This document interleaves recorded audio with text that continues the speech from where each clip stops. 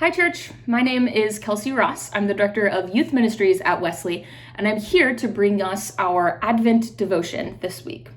We're going to be reading from our Close to Home Advent Devotional booklets. We're looking at pages 34 through 38, and we're looking at the devotions for Tuesday, Wednesday, and Thursday of this week.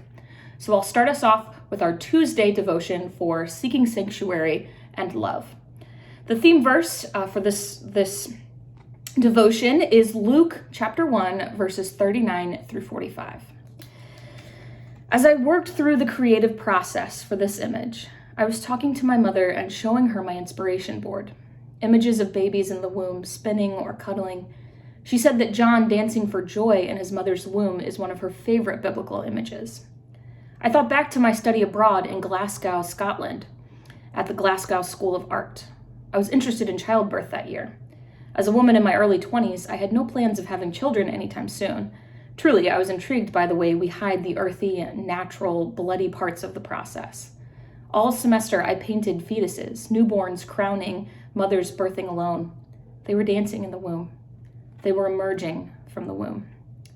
They were patterns in a collage of orphaned children due to the AIDS epidemic. They were an American flag interwoven with articles of the strain of American military action on children overseas.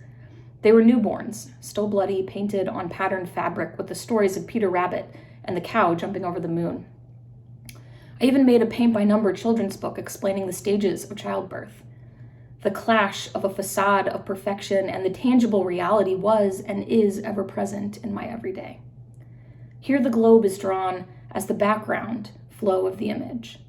This long view of the world acknowledges the earthy, bloody, tangible, pouring out reality that Mary and Elizabeth will soon embody to bear their sons. There is so much liquid everywhere. The central story of the text emerges as John dances with joy in his mother's womb of this world. Around him, the patterns of his baptisms flow outward into the miracles of Jesus, woven into the flow of landforms and waters on the map.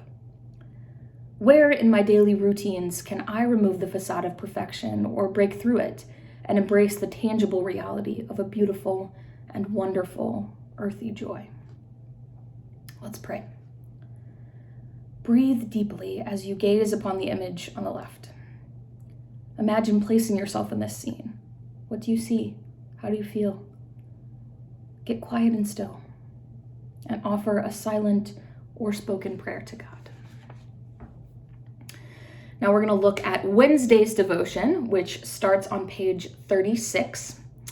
The theme verse is Luke chapter 1, verses 46 through 55. And we're looking at an image from the Reverend T. Denise Anderson. I've read The Magnificent many times, but only recently have I started reading it for what it is, a protest song. Listen to the tone.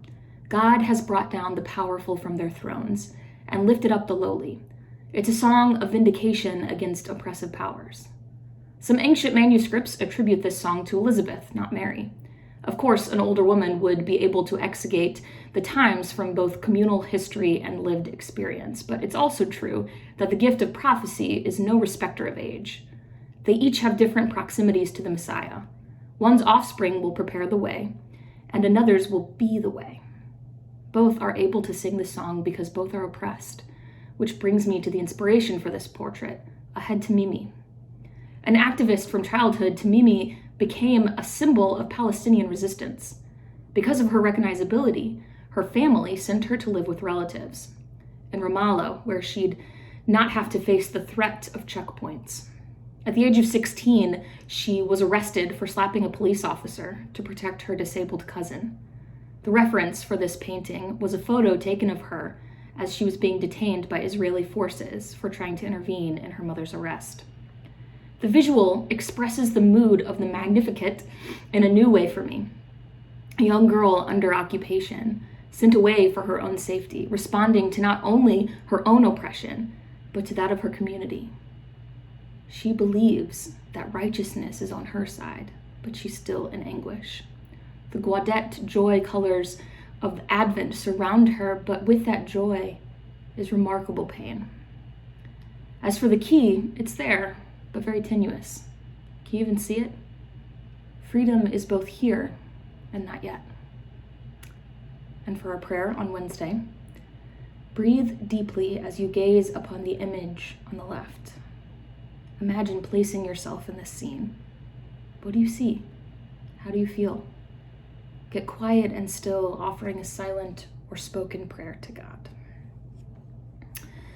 And now we will look at our devotion for Thursday, which begins on page 37, Invited Home. It's titled Invitations, and our theme verse is Luke chapter 2, verses 1 through 20. It says, I've been thinking about a universal truth, the way we all want to be invited in. We want the door to be opened with cheers of, "You're here." We want the clerk at the store to ask how we're doing and the waiter to wink at us and whisper, "Good choice." We want the barista to learn our names, which people call being a regular, but it feels more like being known. We want the stranger to help us pick up our sodas when the case breaks, and the woman to put her bag in her lap on the subway, which is to mean, "Come, you can sit by me." We cherish every open palm wave from the child in the grocery store and every city church with open doors when the organist plays. At the end of the day, we are all just a collection of hearts and bones walking through this world, exchanging invitations, saying to one another in a million little ways, "Come matter here.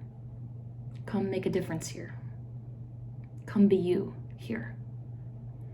Jesus didn't receive much of an invitation. No one moved their bag to their lap or opened the door to the inn and said, "You're here." Still, he came. What a gift it is to have a God who does not wait on my invitation. What a gift it is to have a God who can't imagine being anywhere but here. This poem was written by the Reverend Sarah R. Speed. So thank you for tuning in to our Advent devotion tonight. Church, I hope you have a very Merry Christmas, and I can't wait to see you soon.